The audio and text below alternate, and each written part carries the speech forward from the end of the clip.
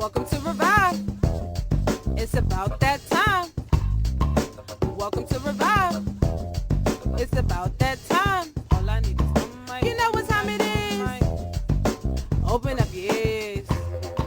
You know what time it is. Open up your mind.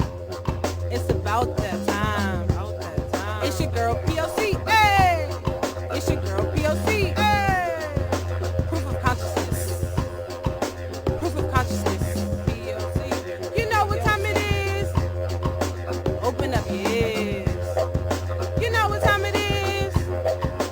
Open up your mind. All I need is it's about that time. Welcome to Revive. Welcome to Revive. Welcome to Revive.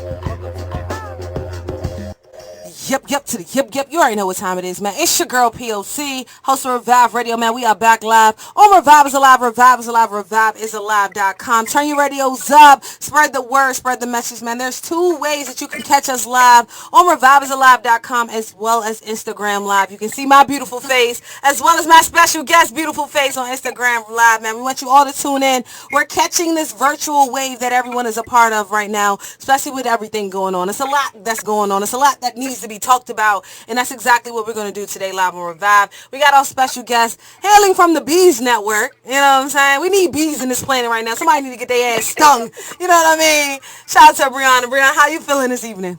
I'm doing great. How are you doing today? I'm fine, man. I'm full of energy right now. I'm full of energy and a lot of frustration, so I'm trying to take it out in a different way. You know what I mean? I'm trying to make sure that I'm using my platform and advocating for the people who don't necessarily have a voice. You know what I mean?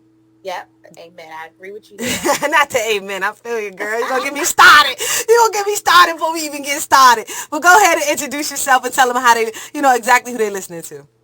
Okay, so my name is Briana. I am the owner of a private practice called the B Network. Yes. I started I started the private practice for the busy millennials. And so basically just offering those untraditional hours for therapy as well as virtual therapy, just to make sure that you can get the support that you need from someone who looks like you, who's from where you're from, and there to advocate for you and support you during the walk. That's real. That's completely real, especially right now.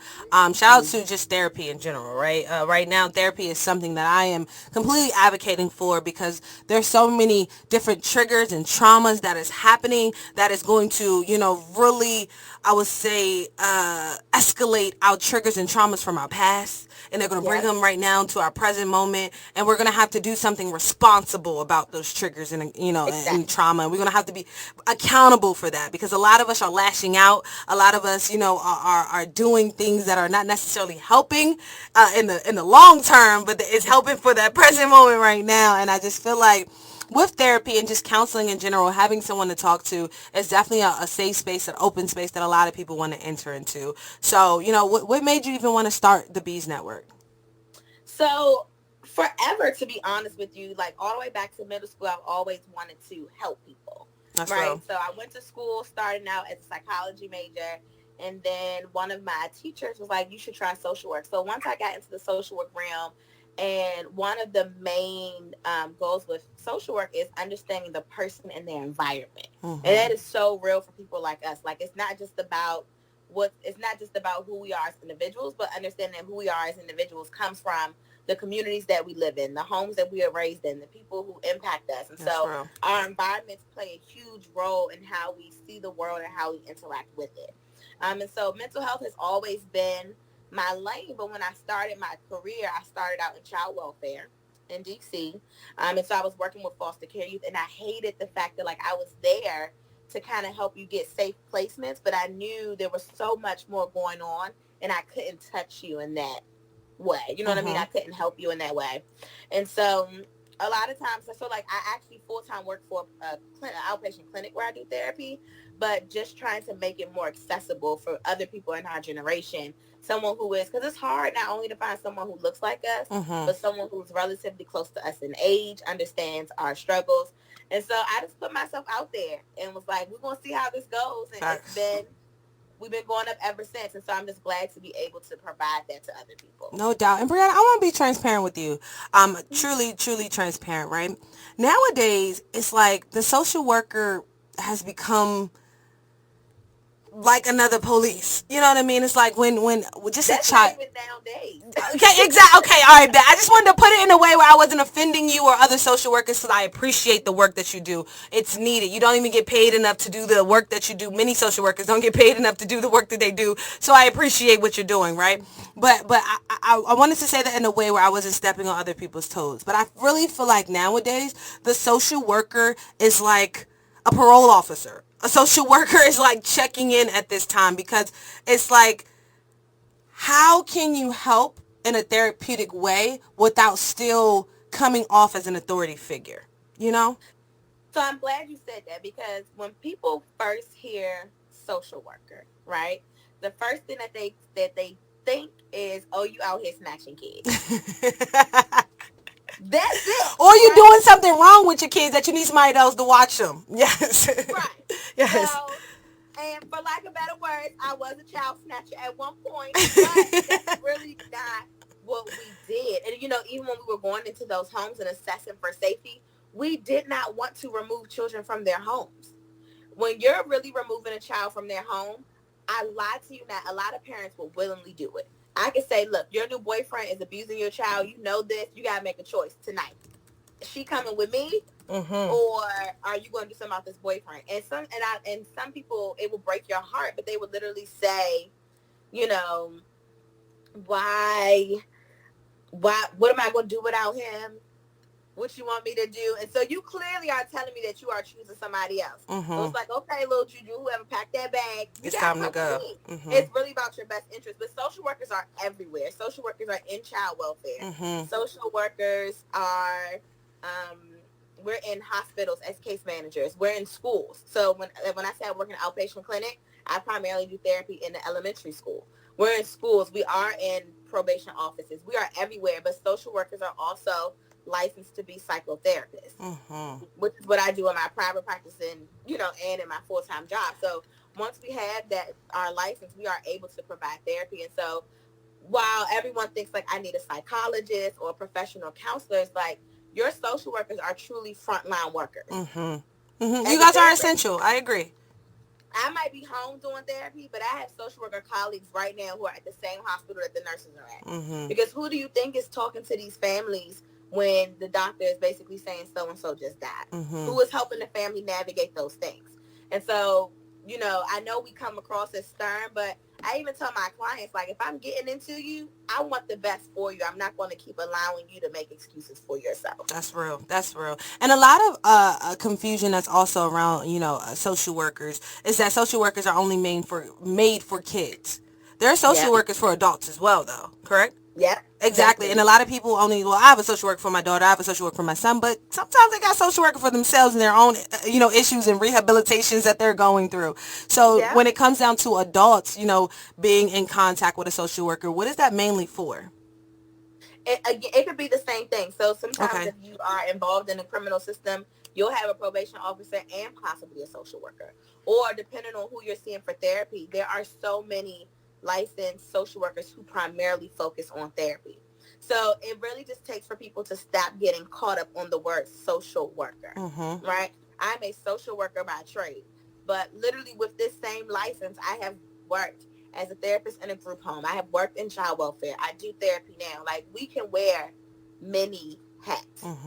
And we have to continuously, be trained to do so. We do the continual education credits like everybody else. So we stay abreast on these things. We are definitely multifaceted, and just people just have to get to a point where they understand. That's real. Everybody can use a social worker, just like everybody can use a therapist. It's just, don't be so closed off to what you think that stereotypical definition of the of the profession is. I definitely agree with you on that. I feel like everyone can use a therapist. I feel like everyone can use a social worker. But I want to ask you this. As a social worker, why are you, not you per se, but why are social workers, always last on the tolling pole, but the first to be called? Like, the first to be called, but the last on the tolling pole. Please help me understand this. I mean, it's bad. So how like a lot of places right now are doing like free whatever in terms of Like, oh, Crocs is giving out free shoes for first Mm-hmm. responders or whatever. If you try to qualify for those kind of things, we are not on the list. Big facts. I agree with you We on are that. not on the list. If you try to get the first responder discount, we are not on the list. But I really can't, I really don't understand, because even though, like we said, a lot of people associated with those child welfare workers are still working. Mm-hmm. I mean, us being, quarantined in the homes right now, um the percentage of child abuse is increasing, domestic violence is increasing, Increasing, all those yes. numbers are skyrocketing, Yes, yes, and yes. even elderly abuse is increasing. Increasing. And what Mm-hmm. they're being said, and social workers are being dispatched Mm-hmm. constantly To to go homes. out, get to homes, to neighborhoods where you really don't know what's going on, and they're being dispatched to assess for safety. And if there is no safety, guess what? Now they have to do something to get this person in a safe situation. So Agreed. social workers are definitely first responders, and we try to advocate for each other. We try to support each other through our own posts, but Mm-hmm. I don't know what it is where people really don't see the importance of a social worker. Definitely. And I want to get in this question from the comments below. It said, what would you say to someone who is fearful of being open or even going into therapy?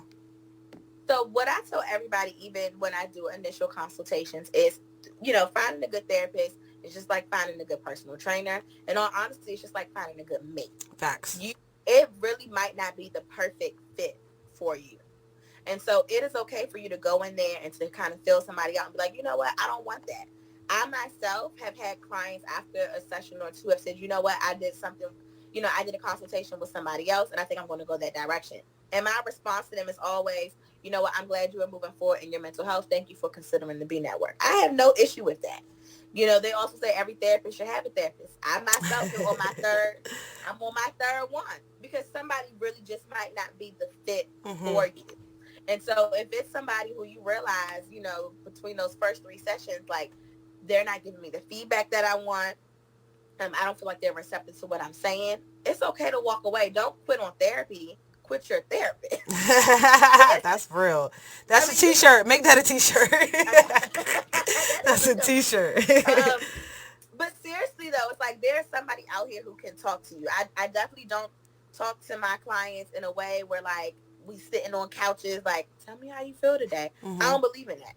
We can do a little bit of awareness work in the beginning, but you are going to do the work. You Mm-hmm. are going to feel the resistance. And if you don't feel resistance and uncomfortable, you're not doing no work. I agree with you on that. I So agree with push you yourself to wholeheartedly. be open. Yep. Push yourself to be open. Even if it's not your biggest trauma, pick something, right, to kind of be open with, and really assess how that person responds to you and what kind of homework and feedback they give to you. And ask yourself, is this person going to, be a good fit for me when I get to the nitty gritty? Mm-hmm. Because it's not always going to get better. Assess Definitely. that in the beginning so that you know whether or not, what, I'm going to keep looking. And it's okay. That's definitely real. That's definitely real. And I want to ask you too, when it comes down to, being a social worker and being in, that environment, would you say that, people are more open and willing to accept the work or the work of a social worker when it's coming with no cost? Because I feel like a lot of social workers work for little of nothing. And the only time that people really want to take advantage of the resources and opportunities that social worker brings when it's free. But when they have to pay through their insurance or pay some type of, deductible or something, they don't really want to take that serious. So how can we get people, and not just social work, that's even therapy. How can we get Mm-hmm. people to even want to invest into that $20 deductible, that copay, so I mean $20 copay, like Yeah. people just wanting to do that. So one thing that people have to realize, that everything free ain't good. That's real. Everything free is not going to be thorough. But then there are some of us who are committed to providing in those certain arenas. So my entire social work career, I have worked in Ward 8 DC. Mm-hmm. Unless I'm out on my Shout out to the ass and South I Side. can find another job, that's where I'm going to be at. You know what I mean? Because I am committed to making sure that they have quality service, right? But in the same token, we also have to realize that everybody who work in that ward, or everybody who works, in certain areas, is not committed to that. Mm-hmm. People get burned out simply because, it's just so much work coming in, so much work coming in. And so while we think, and I also understand that some people, they might not have the $20 copay. Mm-hmm. Some people might have to reach that $500 deductible before they can even get to a A copay copay. or all inclusive price. But the thing that most people don't realize is you can ask almost any therapist, even if it's not listed, for what is called a sliding scale fee. Mm. Every therapist Talk and to outpatient us. an That's what we need to outpatient know. clinic, there's a sliding scale application. It might feel a little invasive, but it's going to be an application that essentially asks about your income. For Awesome. me, particular, I use a range. I don't ask people for their direct Mm-hmm. salary. Based on where you fall in that range, I can offer you a price per session because I get it. Most private practice clinicians are charging about $150 an hour, An right? And that's hour. not and that's not realistic for any of us. Me personally, I was paying my lady. She was a psychologist. I think I was paying her like 160 something until I reached my deductible. Mm-hmm. But once that deductible was hit, I don't pay anything else. So I Mm-hmm. had to get through that $500, and it was worth it. You know what I mean? But I understand everybody doesn't have that option. So you can get a sliding scale fee where your price is only $40. Some people can be down to $0 based on their sliding scale fee. Like there are options that can help you. So you just have to be willing to say, hey, this is where I'm at. Are you willing to work with me? Are you willing to do that?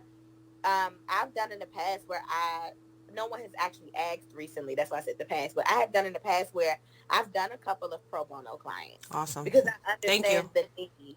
You know what I mean? You understand the need. If you don't got it, you really don't got it. But the fact that I do still work full time isn't really taken away from me. Real. You know what I mean? To give to somebody else. That's I real. can understand people who do private practice, 100%. But I still have other income coming in. So I can afford to, do pro bono here and there. Other people might feel the same. So the best thing you can do for yourself is to say, hey, I can't afford this. Do you have a sliding scale fee? And Mm-hmm. let that therapist offer to you what they're willing to do. And you'll be surprised. That's real, and I agree with you on that. And I encourage people, and I understand that sometimes investing on yourself is not the first thought, but it should be the first thought. Just like paying your 10% in your tithe should be like paying your 10% to yourself. Making sure Yeah. that self-care is the best care. And the only person that can give you that self-care is yourself, to be honest. So I always encourage people to go ahead and invest in that. But people always try to make an excuse, man. Like, I'd rather put the $20 in my electricity bill. Like, boy, when your lights go out up here, what you gonna do? You know what I'm saying? So I definitely, Seriously. I definitely understand what you mean by that. And I wanted to ask you, because you also dropped some statistics that I was going to bring up as well. Okay.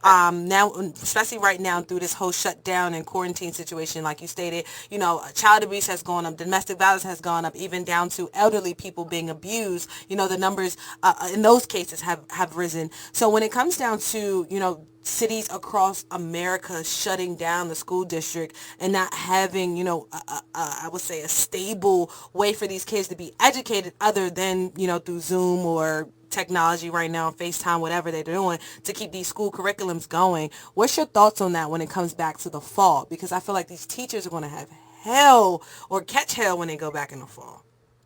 It's a lot. I saw a post on Twitter and it was funny because it's true, but it's not, the Mm-hmm. content is not funny. And she was like, right now, so many people are going through things such as teachers, doctors, everybody. They were like, social workers, people are really about to learn where social workers fit That's real. in the world. But yet social workers still work in environments that don't protect them. Mm-hmm. Because a lot of environments, including my own, they stress this need to be there for the client, be there for the client, but they don't always know how to take care of their employees fully, That's right? real. When I lost my mom in September, I took some time off, and then, you still are going to have days where you check out. Mm-hmm. And they would literally say to me, we understand there's a lot going on, but the Mm-hmm. but should never be in the sentence Because it because cancels out everything before. how can I assist someone else going through something if I'm still in a space for myself? And so thinking about what you said, everybody right now is going through something. Everybody is losing something. Either you're losing kids, you're losing parents, siblings, you're losing jobs, you're losing, you know what I mean? Everybody right now is losing You're losing something. the normal. Yep. Normalcy is out the window Out of it. to the point where I've even asked some of my clients, you're holding on to that so tightly. Who said that normal that you were accustomed to was even what was right? Mm-hmm. It's just what you're used to. And so teachers are going to have a hard time, coming back because teachers already struggle with social emotional learning. And now you're going to have kids who come back who lost a grandparent. You're going to have kids who come back who were eating less, because you know a lot of kids depend on the school system, and so we really have to focus on what are the supports. And I know a lot of people probably don't want to hear this. Until we know the exact supports that we need to put in place, schools don't need to reopen. Mm-hmm. They don't, because the teachers are going to burn out. Or what happens when we go back and, you know, they keep talking about this second wave. Mm-hmm. Now you have a teacher who leaves in the first quarter of the school year, and now we have children again who are dealing with abandonment issues. Exactly. And the teacher left. I still don't understand COVID. You know what I mean? I'm a child. It's a lot going on. So there's so many layers. Mm-hmm. Even when it comes down to the social distancing and separating the students and then spacing out the classrooms, you know, especially in a city like D.C. or even Philly where I'm at, it's impossible for you to have a class size of 10. It's not going to happen. You know what I mean? It's not, yeah, I'm about to say it's not going to happen. You're not going to have a class size of 10. But I want to just ask you, you know what I mean, when it comes back to enrolling these students back into school in the education system, do you think we need to be implementing more social workers into these public schools and less public officers? Because as of right now, it's like it's becoming confusing. You know what I mean? Because at first, you know, you're teaching kids that when it comes down to if you're getting in trouble, any problems occur, you're supposed to go to that officer that's in school, right? But now we don't even know how to communicate with them about what's going on with, you know, the frontline officer, the first responders to citizens, you know, but the first person that's on duty would be that officer in that school. So it's like, do we advocate to put more social workers in the school and take the officers out, or what do you think we should be doing? I actually, you know, that's a good thought. I wouldn't say necessarily take the officers out, because we do have situations where parents come in and they, you know, might be causing the uproar. So I think officers should still be a present, but maybe not as much, because you're right. It does become confusing. And the children start to cling to who they want to cling to. Am I clinging to my resource officer? Am I clinging to the behavior tech? Am I clinging to the social worker? Like, who am I deciding to cling to? And DC is actually a little more advanced in that area, because every DC school has a school social worker, a school psychologist, and therapist. So I'm a therapist in the school. All three of them?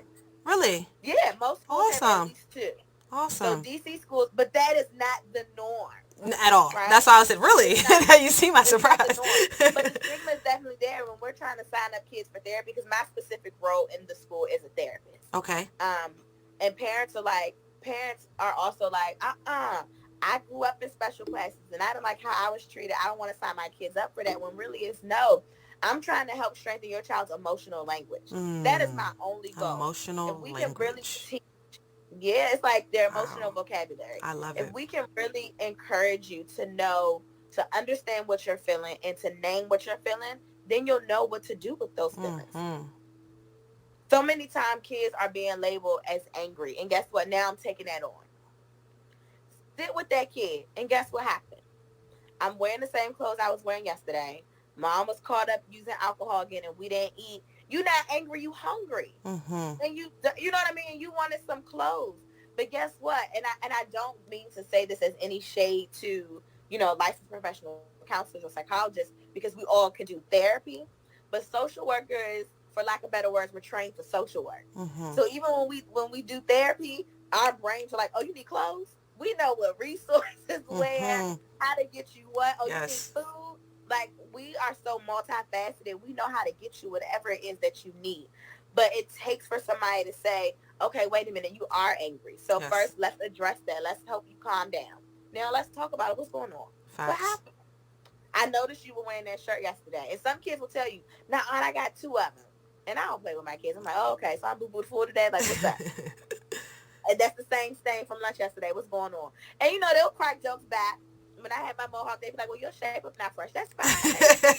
I'd be like, maybe I ain't had $20 this week. So you tell me what your problem is. Mm-hmm. Right? And so you kind of try to meet them where they are. And I'm not trying to be this super big professional, because I need you to open up to me. And now we can work on those other things. Yes. And maybe the alcoholic mom doesn't need CPS called on her to have her children taken, but mom, maybe you yourself need some resources. Because mom, why are you even drinking? Mm-hmm. Let's not focus on mom necessarily being an alcoholic, but mom, why are you drinking? So going to the source of the problem. Exactly. And so that's why social workers really focus in on person and environment. What's happening in your environment that's causing all of these? Girl, just wanna have fun with me. These girls ain't really know. emotional language. That's something that is literally playing back and forth in my head right now. And right now, like, I was thinking, because yesterday, right now what's really being talked about on social networks is what's going on with George, right? George Floyd. And with that situation, you have little black and brown kids, not even just boys. You have girls, boys, you have to have this conversation. And then in this platform that I have, I want to come off so angry. I'm extremely frustrated, and I just want to tell people how I personally feel. But in order for people to be transparent and really understand what's happening, I have to set aside my emotional language, right? I have to put out facts, and I have to talk about what's really happening. But in that conversation with the child or with the youth in emotional language, how do you tell them something like this? Or how do you even have a conversation? Because in DC, I know that, violence is on a rise right now, and there's no such thing as black on black crime, but we are killing each other in our environments that we in right now, So you see that, you see us killing each other, then now you see the police killing us. It's like, where is the conversation? Where do we even start?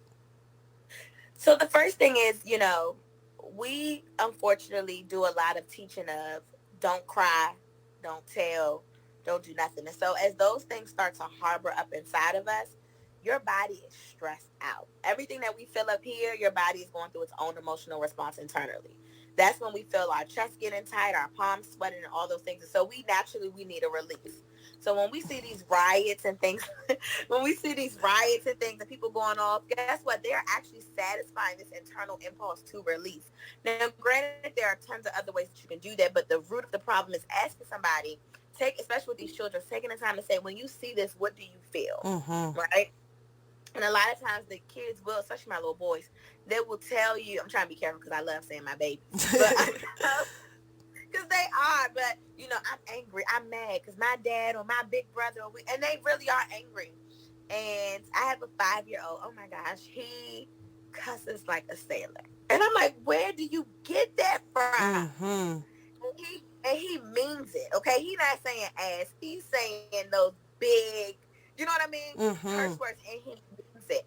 And so his brother was shot by a stray bullet. The bullet was not for his brother. Mm-hmm. And so when we really start to talk about that, and it's like, but he's like, I'm angry. It's like, well, what does angry look like for you? Tell me what angry is. And so the more you start to tell me what it looks like, it's okay, well, let's explore that. Is that really angry, or is it this? So we start to come up with a bunch of different words now to kind of figure out, I need you to name exactly what you feel. Mm-hmm. Because so one of the first things I give all of my clients is an emotional vocabulary chart. And the reason that I do that is because I personally feel that adults especially, we rely on basic emotions. Mm-hmm. We rely on happy, sad, I'm okay, That's what real. I mean, and angry.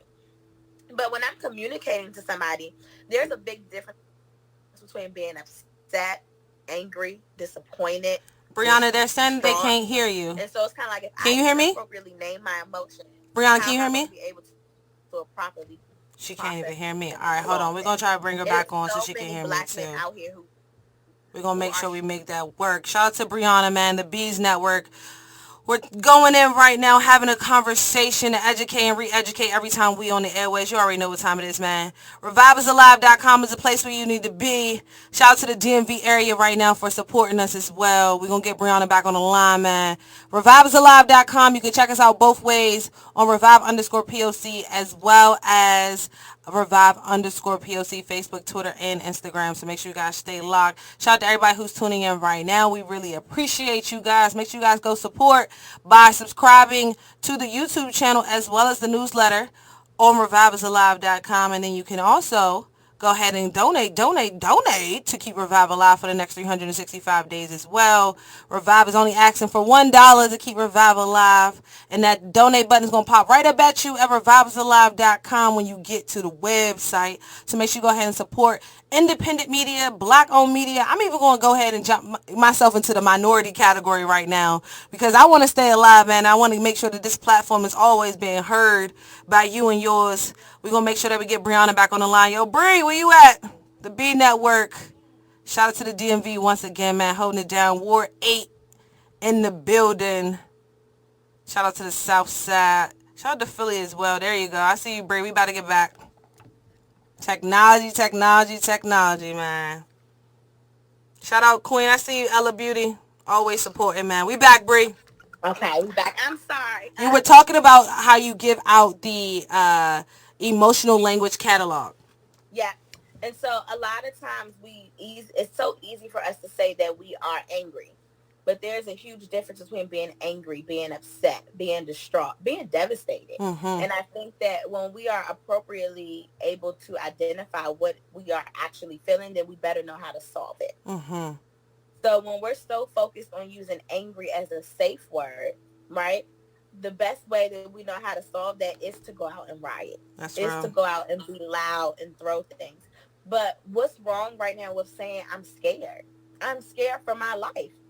You know what I mean? I'm hurting. I'm traumatized. I can't keep watching these videos pop up on my feed on Instagram and Twitter of Black people dying. Mm-hmm. You know what I mean? And it's okay for us to admit that we are scared because these are really our brothers and our sisters whose lives are being taken away from us.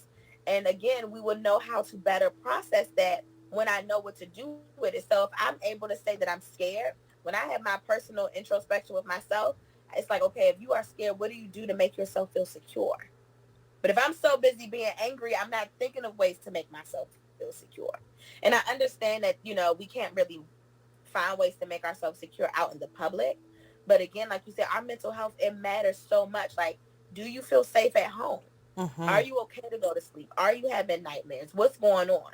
We can only address that if you are able to identify what it is you're really going through. But I think what needs to be identified right now is fear, right? Because I feel like society is pushing so many different fear tactics onto us. Not just brown and Black people, but to everyone. But it's really honing in on people that look like me and you as Black and brown people. You know what I mean? So that is definitely one thing that is a conversation within our communities that I personally don't even know where to start, because I want to be honest, I want to be open, and I want to tell them what it is. You know what I mean? It is what it is. Racism is real. Racism is alive. And I do understand through counseling and through, therapy and things like that, we can work on these things, but that would be just us working on ourselves. That's not working on what is oppressing us. And that is what's continuously frustrating me as a person. I know other individuals as well. So how can us working on ourselves actually help to repel or propel to other individuals? It'll help to empower people to really start to advocate for themselves. If I'm not confident in how I'm feeling and my ability, how can I go out and join together with people who look like me to take control of, who's running our countries, who's running our states and our governments and even just our counties, right? A lot of us out of fear won't put ourselves in certain scenarios. Mm-hmm. How many, there was I forget what state it was, but there was a Black woman a couple of weeks ago there were people outside of the courthouse in the state that she was in, white men with guns, and so she had to show up with her own body. Exactly. It was Texas. And it's like, exactly. So it's like, why should I, so a lot of us are thinking, why should I put myself out there to basically die? Mm-hmm. But there's power in numbers. That's real. And not just the numbers of us rioting. But if more of us become sure of our abilities, which can happen in therapy, if more of us are sure of what we're looking to want, which can happen in therapy, just kind of identifying that, then we will have more confidence to really, strengthen each other together. And not only that, we'll have more courage to encourage other people to do the same. I can't tell you how to approach this situation when I'm still trying to figure it out. That's real. How do we, because, a lot of times people go out for peaceful protest and then they go left, mm-hmm. right? How can we help to calm each other down when things aren't going the right way so that we don't get tear gas thrown on us? Mm-hmm. It really takes for people to be level-headed and use the wise mind, where I'm using both logic and emotion, because using all of either one of them is destructive. Facts. But I feel that starts with the... No, I apologize for cutting you off. And I was going to say that starts with the truth, too. And shout out to therapy, because in therapy, you find out so much truth about yourself. You find out so much truth about your past and your traumas and your triggers. And I feel like the truth and the fear, we don't want to mix them together. Like, we don't want to put them together. It's like we are afraid of the truth, and the truth hurts so much that we won't even go to dig to find that source of where the pain or where the problem is coming from. Yeah, because in a way, therapy is just your accountability. Mm-hmm. I actually had I told you I fired my last therapist. So I actually had a session with the newer one today, and I told one of my friends, I was like, I felt like I was listening to myself give therapy. I said, but the reason I like that is because while I might know a lot of skills to educate other people through, it's so much harder for us to keep ourselves accountable. That's real. You know how to swing a kettlebell, but you still might get a personal trainer, Mm-hmm. right? So a lot of us know our traumas. We just don't want to do the work to get to That's it. We're real. scared to face ourselves in the mirror. So get that unbiased party. Get that therapist that is going to challenge you to be real with yourself and confront yourself. Mm-hmm. It's just another way of getting accountability and really helping you to get to the root of things that you might have been connecting the dots somewhere else. Mm-hmm. That's real. And I definitely agree with you on that. And I want to ask you, too, about when other people, or the youth, because that's what we're focusing on right now, when the youth take on adult problems or adult traumas and make it their own. You know what I mean? For example, taking care of their brothers and sisters. That's not their job nor their responsibility, but they take that on. And that becomes a problem within themselves, that they're trying to figure out. So when it comes to the youth taking on adult problems, how can we rectify that, or what's some suggestions that you have to help us, overcome these things? So that is one of the hardest things that especially children who live in more poverty-stricken areas suffer through, right? Because mom and or dad are both working constantly, but it's for y'all, and so they become very parentified. With that being said, as a parentified child, I don't know how to speak to adults properly because I feel like I am one. Mm-hmm. I don't want to hear feedback because I'm grown and I know how to be an adult, right? I'm doing all these. I know how to take care of other children, so of course I know how to take care of myself. And I think the best thing that we can do as teachers, social workers, community members is simply to love on children and allow them to be kids. Yes. Any opportunity that we have to remind somebody that, not just to say you a child and you need to stay in the child's place. I hate that. But to listen. I hate it. But to say it from a perspective of you deserve to enjoy this childhood. Mm-hmm. You enjoy to go play on the playground. It's okay. I'll make sure JJ don't fall off the swing. Mm-hmm. I got my eyes move a little faster than yours. It's okay. I can watch mine and I can see your little brother. Exactly. Allow them to feel what that freedom actually feels like, because a lot of times parentified children are also looking for a break. Mm-hmm. The same way these quarantine parents need a break. What y'all think the 10-year-old big sister is looking for? They like, about time you home. About time you home. You know what I mean? And a lot of times parentified children disrespect the hell out of their parents. Mm-hmm. Now, mom is tired. No, that's real. She worked 3 jobs to make sure you got food, but you are resenting the fact that you are now the parent and you just put your brother and sister, brought them home, and your mom comes home and she's like, why you still up late? You ready to cuss her out. Mm-hmm. I mean, dang, ma, I can't have TV time. Mm-hmm. That's real. And it creates a negative relationship dynamic between parent and usually that oldest child. Mm-hmm. Because the children also need a break. They shouldn't be experiencing the stressor. So to be honest, there's not so much that we can do to change their situation. But anytime that we have to mentor, to invest, to babysit, and I'm not saying babysit in literal terms because people can be strangers. But like I said, even when the parks open back up and you notice someone is not able to enjoy themselves because they eyeballing their sister all day long, kind of step in. Do you have 20 minutes to sit at the park for them? Mm-hmm. Allow them to be able to enjoy their childhood. Mentor somebody. There are so many children, teens who need mentors. There's so many kids out here who don't know what it's like to go to the movies, who don't know what it's like to go to a Nets game. Shoot, they don't even know what it's like to go to a free museum. Mm-hmm. Right? Shout out to the free museums. You know what I mean? Because no one is around to take them there or even expose them to that. Mm-hmm. So it's really all about time. And I love that you said that, because I was actually doing my research and you made a post the other day that said take care of the caregivers or the caretakers, right?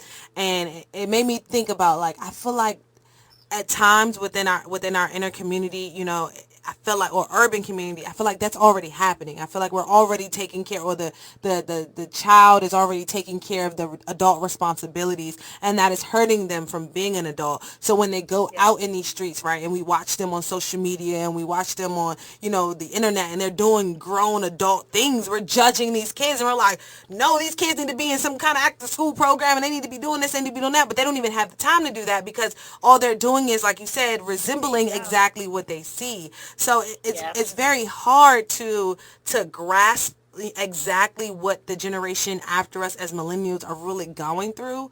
You know what I mean? Unless Yeah. you meet them exactly where they are, but it's like really hard to grasp because they're on so many different playing fields. Yeah. And as I told you, I don't think I'll ever leave Ward 8. Shout out to the South I'm Side. from PG. I'm from PG County, but I love my babies from when I was working with high schoolers and now I'm in elementary schools. I mean, a lot of times their stories break your heart, but like if I'm at the school, God forbid, till 7 o'clock, I just go home tired and be back, at 7 in the morning again because it's like this is really time that they need. I was that kid at one point where my mother couldn't come to every single recital that I had at the school. So if some of these kids are like, oh, the concert is tomorrow, but my mom can't come. Can you come? What is the real reason why I can't go? That's real. For happy hour? That's really what it comes down to. One of my coworkers, we had a father-daughter dance. This little have a dad, and she still wanted to go.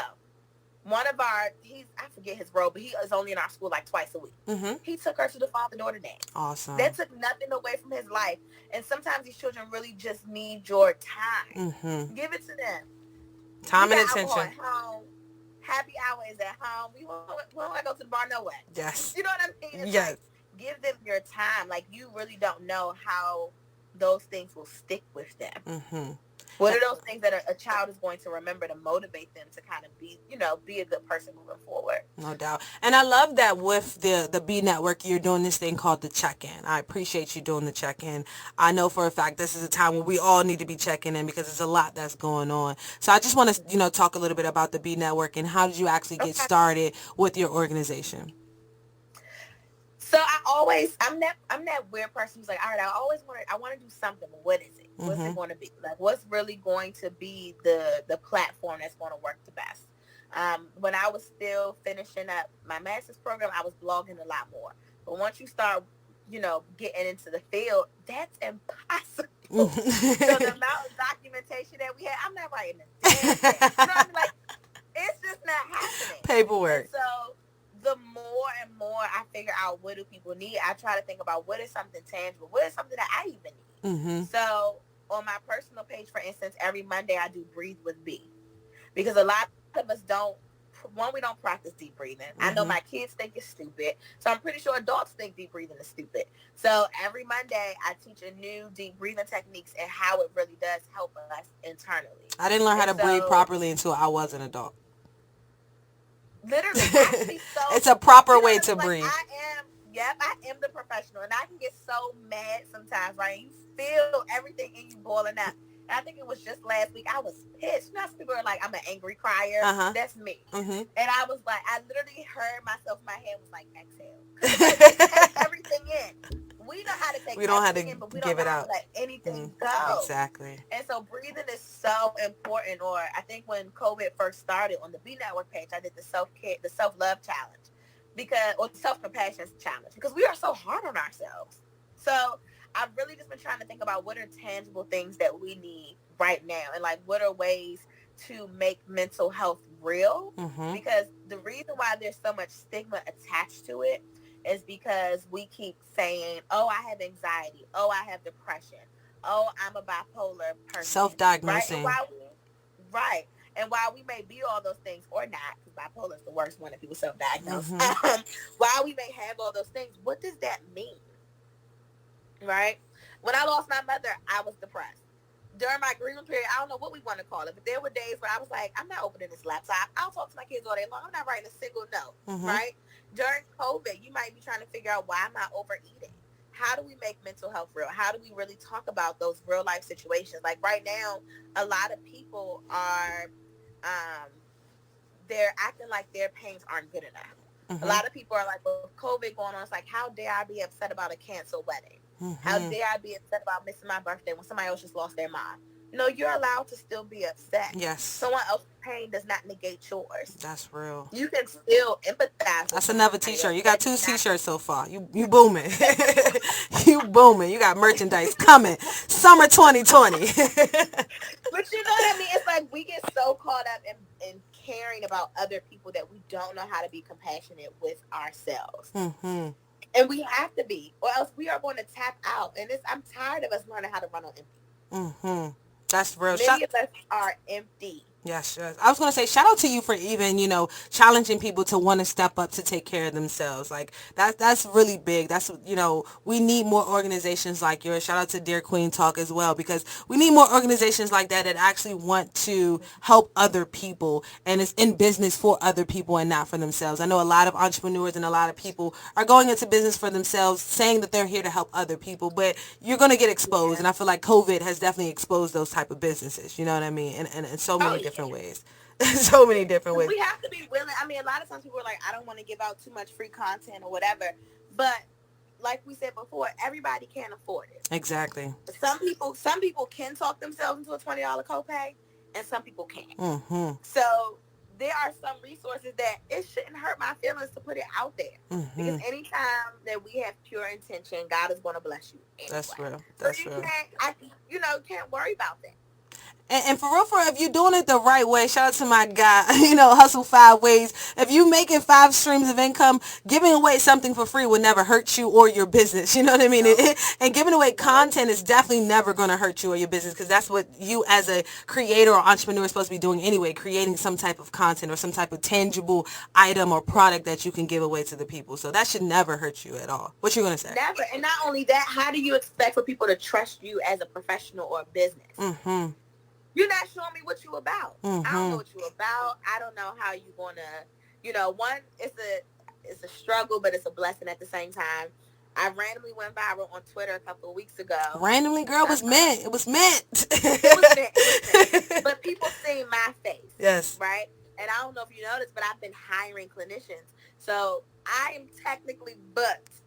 I might have like 2 spots left on my own personal calendar. But when people do their consultations, I'm like, oh, okay, Courtney might be a good fit, or Aisha might be a good fit. They're like, wait a minute, that's not who I saw on the video. When it's really like, no, trust me, because I care so much about my people and my brand as a whole, I'm not just bringing on anybody. I'd rather say I'm not accepting new clients before I just hire another clinician just to do so. But, but people, their trusting you starts from what they see you put out there. That's real. And how many clients at this time can the Beat Network take on right now? New clients? I say we could take another 20. And this is with or without insurance? Correct, because I do offer sliding scale fees. So you do take it with insurance and you take it without insurance as well? Yeah, so right now I take Aetna, Cigna, United Healthcare, and Care First insurance plans. Awesome. A big one that comes up, I am not paneled with DC or Maryland Medicaid. Those are the hardest to, for whatever reason, to get. But with that being in the same breath, I offer the sliding scale fee, which is allowing you to kind of give me that range of your salary, and you can get a quote based on that. And what I actually shared with somebody before, so I work for Community of Hope in DC. That is still my full-time job. We do accept DC Medicaid. So if you are a Medicaid client, you can become a Community of Hope client, and you can just request me, because they throwing people in my schedule anyway. Right. So, if money was really an option, I answer my DMs all the way up till 2 o'clock in the morning, because I don't have nothing better to do with my life. So if there was a specific question, I will get back to you in 12 hours. You are, and the crazy part is you are doing something better with your life. You're helping other people that need help with their life. Yeah. You up at 2 a.m. making sure everybody else's life is together. That's what it's about, man. Yeah, people be like, why did you email me that late? Girl, that's when I checked it. But you know what I mean? If I see it and wait till morning, I get that it could be a boundary, But if I see it and wait till morning, I might forget it's there. I So if feel you you. send it at 11, I'm probably responding at 12. I It's feel okay. that. So are you if there's taking a on question. clinicians that are still in school that are looking for hours, or do they have to be fully licensed therapists? Right now, I'm taking on, I can take graduate clinicians, so LGSW or LGPC, meaning that they would technically work under me, as since I am a clinical clinician. I'm able to give them like their clinical hours. And then I'm also taking on those who are fully independently licensed like me, which would be an LPC or LICSW in Maryland, DC, or That's Virginia. a lot of letters. That's I know. Because the only one I know is like, because my friend just graduated with an MSW, and then another Yeah. friend of mine has an LSW. And then you just gave me some acronyms I never even heard of before. So the cheat way to say that is I am willing to take fully independently licensed clinicians and graduate clinicians. Okay. So if you have graduated recently with a degree in mental health counseling or social work, and you have taken your initial licensing exam, then yes, I can help you. Okay. Or I can work with you. But as things grow, I would love to take interns, like you said, for people who. Looking to enhance your brand awareness? Well, guess what? Revive Radio has created a platform for you, yes, you, to spread your brand and your brand's message. Revive Radio offers affordable advertising packages to artists, entrepreneurs, and small businesses. You can find more information about that at reviveisalive.com. And guess what? You can also book P.O.C as your next brand ambassador. Hit us up right now at revive.poc@gmail.com.